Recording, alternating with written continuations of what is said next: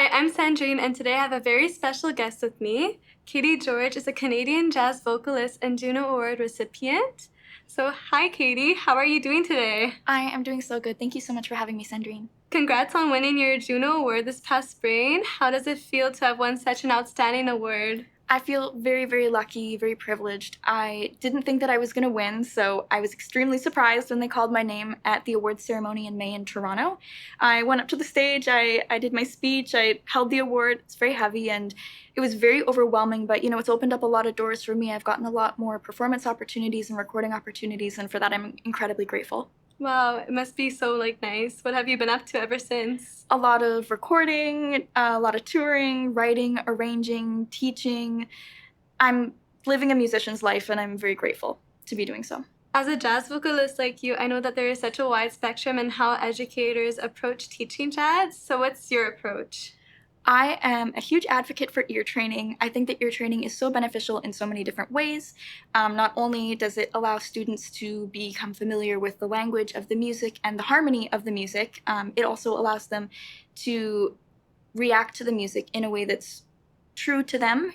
If you're familiar with the harmony and you know what's coming, or if you can react to the harmony that you're hearing, I think it allows there to be a lot more opportunity for an individual's voice to flourish within the music.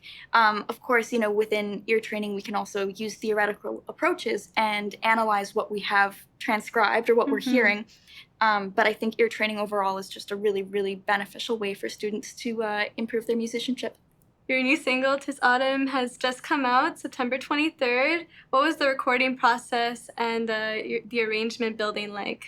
So this song, it features a mentor and a teacher of mine from Toronto named Pat LaBarbera, who is an incredible saxophone player. And Pat introduced the song to me, and I thought I would ask him if he would want to be featured on my upcoming record by playing this song. So I made my arrangement. I made it sort of very rhythmic, and I wanted to feature Pat a lot on the tune, so he's playing a lot behind me in the melody, and Pat is just so incredible at that. And it was wonderful to get to work with him, and I'm the kind of recording artist who likes to do full takes, and if it's not perfect, it's not perfect, but I think I like to structure my recording like a live performance, so no edits and that kind of stuff, and it makes it a lot of fun for me, and it makes it fun for the whole band, and it's really great to work with people like Pat and Felix Fox-Pappas on piano, Thomas Hainbuck on bass, and Jacob Watzke on drums. They make it so easy. Yeah, it must be incredible to work with such amazing musicians. Always, yeah.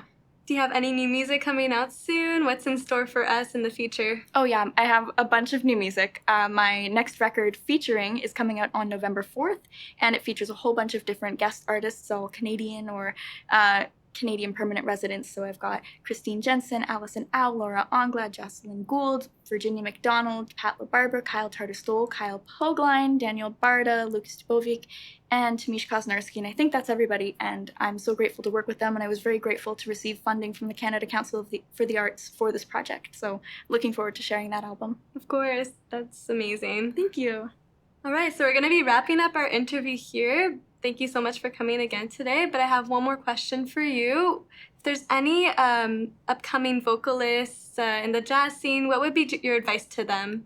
I would say don't be afraid to try new things, whether that be improvising, composing, arranging.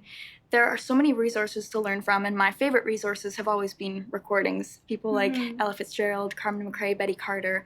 You can learn so much from not only the compositions that they're singing, whether they be original or standards, from the arrangements and from the scatting and the phrasing. There's so much to learn from, and the best way to learn is to just try to do it. And I think just don't be afraid to try new things, and even if it doesn't work out the first time, just keep going, and you'll find what you love eventually.